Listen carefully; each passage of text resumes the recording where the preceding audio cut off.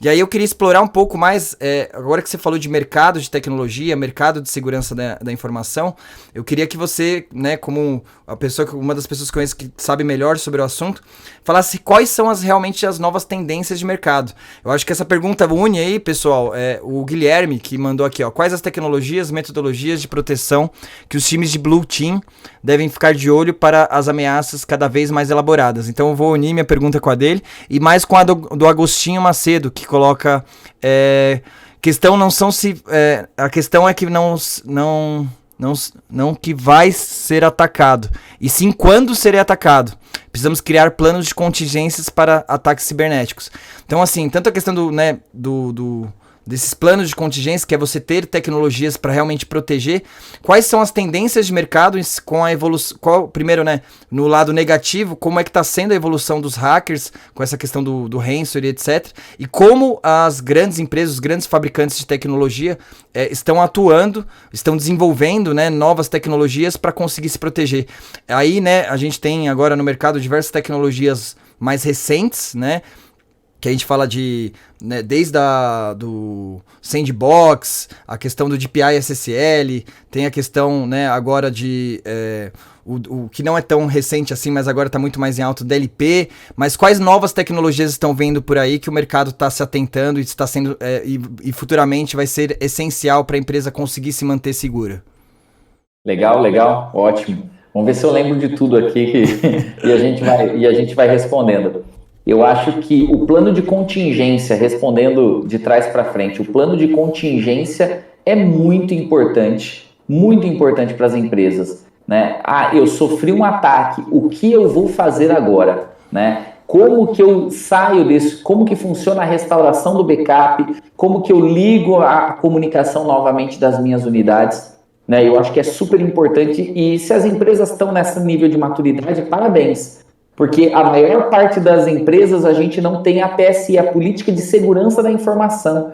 Ou seja, eu não tenho o que é possível e o que não é possível que o usuário faça na máquina dele, né? Então, eu vou voltar 2 passos atrás aí. Se você já tem essa política de segurança da informação, se você já tem esse controle, falar da contingência dos dados é vital. E eu acho que faz muito sentido, principalmente a contingência do negócio, né? Você precisa ter que o negócio não se penalize, né? Eu tenho um DR, eu tenho um backup, eu tenho um backup, e como isso funciona e como eu coloco isso em ação numa contingência, tá bom? Então eu acho que é super importante que isso aconteça, mas o que eu vejo no mercado não é a realidade. A gente tem que dar para o mercado nacional, às vezes a gente tem que dar 2 passos atrás, e a gente tem que falar de política de segurança da informação, a gente tem que falar de processo, né? O Thiago, você é especialista nisso, você vive isso todo dia, e as empresas muitas vezes elas não têm processo, né? E o processo às vezes é mais vital para aquela situação da empresa do que a parte técnica, né? Do que a estrutura que vai ser utilizada, né? A estrutura ali é só uma ferramenta para automatizar algo, né? O processo precisa estar criado. Legal? Sim, principalmente nessa época de pandemia, né, Igor?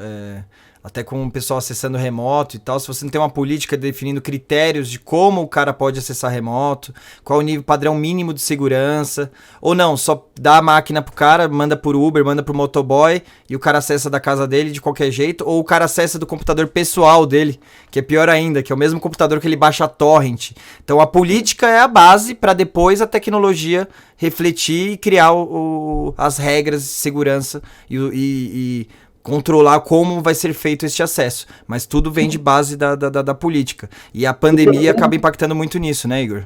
Sim, com certeza. E pegando esse gancho, a gente fala das tecnologias, né? Você falou, quais são as tendências de tecnologia? A gente fala muito de VPN, e VPN é algo super legal, mas a gente já vê mudança nisso. A gente já vê as empresas falando muito em microsegmentação, né? Porque antigamente você tinha VPN e para quem não entende, a VPN é um aplicativo na sua máquina que vai interligar você lá com o escritório da empresa. Só que ele cria um túnel seguro. Ele não quer dizer que só vai passar informação segura. né? O túnel seguro que ele cria, esse link que ele cria seguro, quer dizer que ninguém da internet vai ver o que está passando lá dentro. Mas não quer dizer que lá dentro não possa passar um arquivo malicioso. Né? Então as empresas estão se remodelando para pensar em microsegmentação. Então microsegmentação é algo bem legal, né? E também as empresas estão remodelando porque todo mundo foi para a nuvem. O que é a nuvem, gente? É todo mundo está consumindo o serviço que está hospedado em um grande provedor. Né? Um exemplo disso é o Waze. Todo mundo usa o Waze todo dia, mas alguém já tentou? Eu nunca reiniciei meu servidor do Waze. Né? Eu não atualizei ele. Não, você não atualiza, porque ele é um serviço gratuito, né, que você utiliza. Na verdade, ele não é gratuito porque você concorda em mandar informações suas, né, através do aplicativo, e é assim que funciona. Né? Você manda informações suas através do aplicativo e eles te disponibilizam o aplicativo. Legal? Mas imagina que todo mundo está usando o serviço na nuvem e uma grande tendência é você olhar o que está acontecendo na nuvem dentro da sua corporação. Então todo mundo usa o Office 365 ou todo mundo usa Google Docs, só que eu sei se um usuário está compartilhando uma planilha de vendas do Office 365 lá com o amigo dele, no Hotmail do amigo dele. Como que eu vou saber se isso está acontecendo? Aí você tem que usar uma ferramenta que faça esse controle. A gente chama de Cloud Access Security Broker, né? É o nome que o Gartner, aquele órgão lá que a gente já falou, deu para essas soluções. Então, toda solução que é capaz de encaixar na nuvem e fazer o controle do que está acontecendo na nuvem, né? O que está acontecendo não na internet, mas nos produtos que você usa na internet, é uma tendência de mercado. Bem como a gente falar de correlação de dados. Correlação de dados está super em alta. Se você reparar, Thiago, a gente fala muito menos de Big Data hoje em dia e fala muito mais de correlação de dados.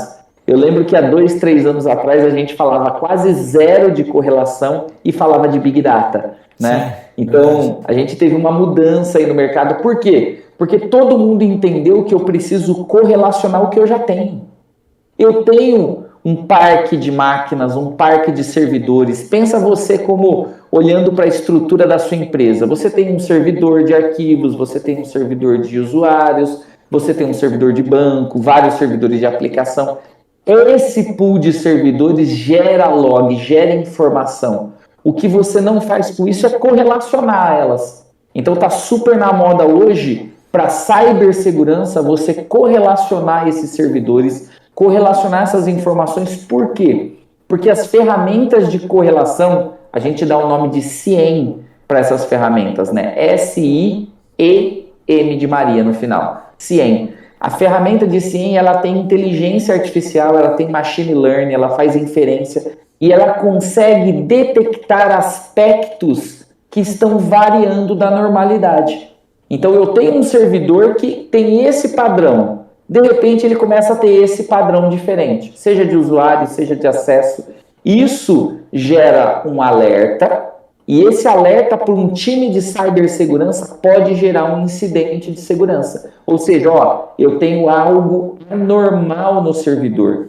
E respondendo uma pergunta, eu acho que foi do Agostinho, se for o Agostinho, um grande abraço para ele, um grande amigo, que ele fala sobre quando eu vou ser, não é se eu vou ser invadido, mas sim, quando eu vou ser. E o grande aspecto é esse, você tem que estar preparado para o downtime. Quanto mais rápido eu tenho a informação de um vetor malicioso ou de uma máquina comprometida na minha estrutura, menor é o impacto disso na minha estrutura. Quanto mais tempo, e é uma curva é um gráfico muito simples de se analisar, né? Você imagina que quanto mais tempo passa, mais ele compromete a minha estrutura. Quanto menos tempo passa, menos ele compromete a estrutura. Então eles são diretamente proporcionais. O tempo que eu levo para detectar um agente malicioso na minha estrutura, né, um vetor de ataque na minha estrutura, está diretamente relacionado com o tanto que isso vai impactar na minha estrutura, tá bom? Então eu acho que faz todo sentido aí a gente pensar nessas tecnologias. Eu falei sobre CASB. Olha o nível que a gente tá, a gente tá em casa, colação de logs, sim, o negócio tá... Pessoal, quem não acompanhar, desculpa, depois, né, depois mandem perguntas aí, depois o Igor responde. A gente, aproveitando, pessoal, primeiro que tem bastante, né, gente acompanhando, então quem tá conhecendo o canal agora, por favor, apoia aí, se inscreva no canal. Depois a gente vai divulgar, pessoal, me apoia aí do time de técnico aí da área do marketing. Pra gente divulgar, a gente tem um um WhatsApp chamado Security Compliance, que é um grupo formado de profissionais da área de tecnologia da informação, não necessariamente só profissionais que atuantes, tá? Pode ser estudantes, pessoas que têm curiosidade na área. A gente tem bastante advogado lá também por causa da Lei Geral de Proteção de Dados que estão querendo se especializar mais no assunto. Então, pessoal, me ajuda a mandar o link aí nos comentários, e aí quem estiver assistindo aí quiser participar desse grupo, vocês são muito bem-vindos. O Igor tá lá, né? Tem mais a minha equipe técnica toda lá da Athena Security, mais um monte de profissional bom lá. E aí, se vocês tiverem dúvidas, vocês podem jogar lá no grupo, que vocês vão ter muitas pessoas lá para poder estar ajudando vocês, tá? Então, você falou dessas tecnologias, daí eu só vou complementar aqui. O Maurício, antes de você falar do CASB, ele já tinha mandado aqui. Valeu, Maurício. Eu vi que você mandou antes, então você tá bem antenado aí. Ele citou ZTNA. E o Agostinho complementou aqui com a questão do antivírus. Eu queria que você falasse um pouquinho do EDR, né? Antivírus é algo meio que padrão, que todo mundo conhece, mesmo quem não é tão técnico sabe da importância, no mínimo, de ter um antivírus para proteger as informações da sua rede. E agora tem uma evolução do antivírus, né? Com essa feature do EDR. Só que é algo muito novo, né? O pessoal ainda se confunde um pouco. Eu queria que você explicasse um pouquinho. Mas pode continuar no seu time, no seu planejamento aí, Igor. Não, ótimo. É legal muito falar do antivírus.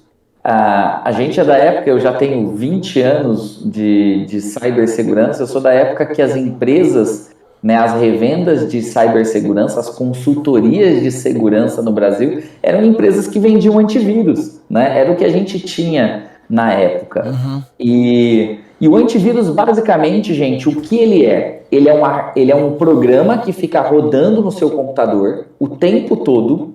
E o que ele faz? Se você acessar um arquivo, seja para copiar, seja para fazer download, seja para enviar, o acesso, o sistema operacional, o Windows fez um acesso no arquivo, o antivírus vai nesse arquivo e ele faz uma varredura, né? Normalmente o antivírus simples ele vai fazer uma varredura heurística para saber que tipo de documento que é aquele, se é um documento do Word, se é um documento do Excel e tudo mais, e depois ele vai procurar pedaços do arquivo dentro da base de dados dele. Então ele tem como se fosse um dicionário com milhares de palavras lá dentro, e ele vai pegar um pedacinho da palavra do arquivo e vai procurar para ver se dá encaixe em algum lá dentro, tá bom? Se der um encaixe em algum lá dentro, ele sabe, opa, tem uma assinatura de vírus dentro desse arquivo.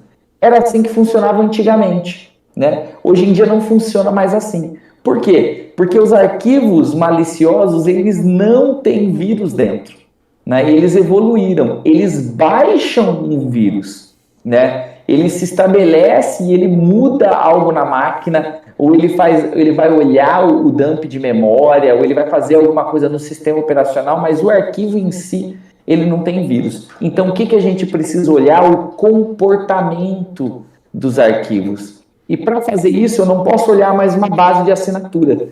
Então, o antivírus por assinatura ficou ultrapassado. O que funciona hoje é o que a gente chama de EDR, Endpoint de detecção e resposta. Ou seja, o porquê de detecção e resposta? Porque ele vai olhar o comportamento daquele arquivo. Então, você recebeu um documento da sua empresa que tem um arquivo PDF. Você vai clicar 2 vezes, ele vai abrir no Acrobat, né, aquele PDF para você ler aquilo. Ok? Se for um arquivo malicioso, ele pode mostrar para você o documento, só que por trás disso, ele vai tentar fazer uma consulta na sua máquina. Ele vai tentar olhar a sua senha do Windows. Ele vai tentar ver o seu permissionamento. E isso que o EDR faz. Ele olha o comportamento das aplicações e dos arquivos fora o que ele te mostrou, o que ele está fazendo por trás daquilo. Por isso que é um endpoint, né? Quer dizer, um arquivo de detecção e resposta, é o EDR. Então faz muito sentido hoje, quando você for comprar um antivírus, você procurar um antivírus que tenha o EDR. Normalmente, todos os antivírus eles têm a assinatura básica, que é só a assinatura, e eles têm uma versão avançada, e nessa versão avançada você tem o EDR, detecção e resposta. Se ele tiver o EDR, o seu antivírus ele fica mais inteligente. Ele não olha comparando a assinatura, ele olha o comportamento dos arquivos e dos programas instalados na sua máquina. E isso é a grande vantagem, porque a partir do momento que um programa ou um arquivo tem um comportamento anormal, ele vai detectar e vai responder, ou seja, ele vai bloquear o fluxo, né? O que aquele documento, o que aquele programa estava fazendo. Então, vale muito a pena investir no antivírus que tenha o EDR. Legal? Eu acho que vai ajudar muito vocês, né? Tanto no uso doméstico como no corporativo, tá, gente? Você ter na sua máquina uma ferramenta de EDR, ela vai ajudar muito. E a gente já está partindo para ferramentas de detecção e resposta no celular. Então, você vai ter seu celular lá, e dentro do seu celular você vai ter um aplicativo controlando isso. Por quê? Porque quem garante que você não vai receber um arquivo malicioso no seu WhatsApp? Sim. Que você vai receber um arquivo malicioso dentro do seu Instagram, um link malicioso no seu Instagram. Sim. Então, faz muito sentido. Até porque todo mundo hoje em dia recebe e-mail no celular, né? Você recebe e-mail no celular, você está abrindo o e-mail no celular. Então faz muito sentido que você tenha também essa proteção para o dispositivo móvel. Tá bom? Eu acho que na parte de EDR... Não, ficou muito claro. Ó, até faço das palavras do Márcio aí, que mandou um comentário falando Igorpedia define. Eu concordo, mas... E sem dúvida, por isso que eu falei, né? Não tava só puxando seu saco não, Igor, você sabe disso, que... Você foi um dos caras que me ajudaram muito, né? Me inspiraram, mas também me apoiaram muito no meu crescimento de aprendizado mesmo, de conhecimento. Você vê que um monte de gente está te elogiando aí nesse sentido, porque você consegue explicar o técnico de uma forma que mesmo quem não é um especialista técnico assim como você, não tem formação às vezes na parte de tecnologia, consiga entender. Então, esclarece muito as coisas. Como eu falei, eu sou especialista em governança, minha formação, sou bacharel em administração, então a minha visão principal é para a parte de processos. Aí fiz MBA em gestão e governança de TI, mas nunca fui técnico, não sou técnico, mas eu consigo, né, suas explicações sobre o técnico eu consigo absorver muito bem, e por isso que bom, né, que isso tá gravado aí tanto para vocês aí que estão assistindo, quanto para todo o pessoal, tudo que for assistir lá no YouTube, né, a pegar esse conhecimento junto contigo aí, que é a maior dificuldade que a maioria dos profissionais tem, né, Igor, justamente traduzir o técnico para a prática, o quanto isso impacta realmente no dia a dia da empresa, o que isso pode realmente trazer de prejuízo, o que realmente na operação ali de utilização do sistema isso pode atrapalhar, por que é importante ter essas proteções, né? E às vezes tem muita gente que, assim, eu concordo contigo, né? Você até comentou a questão do Brasil não ter... Tudo chega meio que atrasado aqui, né? A cultura do Brasil não era investir muito em segurança. Agora, graças a Deus, tá melhorando bastante isso, também pela Lei Geral de Proteção de Dados. Mas não acho que é só esse fator externo, né? Do problema é a cultura do Brasil. É um pouquinho a responsabilidade dos profissionais que atuam na área de tecnologia também. E um problema que a gente vê bastante, que, né, fica também a dica, né, para o pessoal tentar evoluir se inspirando em você, Igor, é justamente conseguir traduzir o aspecto técnico pro negócio, né? Isso é importantíssimo, né? Mas é óbvio que não é tão simples, né? O Igor é um especialista nisso, mas, né, justamente absorvendo esse conhecimento que você está passando para você conseguir explicar de uma forma clara que o cara do financeiro, o diretor, o dono da empresa, o sócio, ele consiga entender e vai, realmente faz sentido. Agora, eu vejo que vale a pena realmente investir nisso. Agora, se você fica só, né, naquele blá blá blá técnico, falando, a VPN vai criptografar a informação, então vai manter segura, porque tem o DPI SSL, porque tem o Deep Packet Inspection, e isso é importante, tem que fazer e pronto. Aí, obviamente, que o cara que é de negócios, ele não vai conseguir entender o que aquilo realmente vai trazer de melhoria para a empresa e não vai liberar o investimento. E aí, às vezes, você fica culpando, minha empresa que não investe em tecnologia, os caras são ultrapassados, empresa familiar, né, sei lá. Isso acontece bastante, a gente sabe que sim, mas, né, a gente tem que fazer a nossa parte também, né, Igor? Eu acho que você tocou num ponto muito importante, Thiago, muito importante mesmo. A minha visão sobre isso é que a necessidade ela existe, né? A gente vê a necessidade, as empresas têm a necessidade, mas as pessoas precisam ter a capacitação e muitas vezes as pessoas se sabotam por ir para o desconhecido. Eu não vou investir tanto, não vou forçar tanto para a gente ter essa tecnologia porque é muito difícil, eu não conheço dessa tecnologia. Ou não tem essa tecnologia no Brasil, ou o suporte dessa tecnologia é só nos Estados Unidos, e meu inglês não é tão bom. Eu já ouvi isso, né, de um coordenador de infraestrutura de uma empresa, e ele falou, eu não vou investir tanto porque o suporte é só nos Estados Unidos, e aí eu vou ter que ter um time, eu não consigo falar com o suporte, e eu vou ficar refém. Então, a sabotagem começa com a gente. Sim, né? Verdade. Se a gente parar para pensar que existem centenas, milhares de certificações de produtos de cibersegurança. Milhares de certificações. E eu vou chutar aqui sem errar. Eu garanto que se você pesquisar hoje, você acha no mínimo umas 100 certificações gratuitas. Gratuitas. Uhum. Você entra, se cadastra, faz o curso, aprende do produto e você tem uma certificação gratuita de um produto de cibersegurança.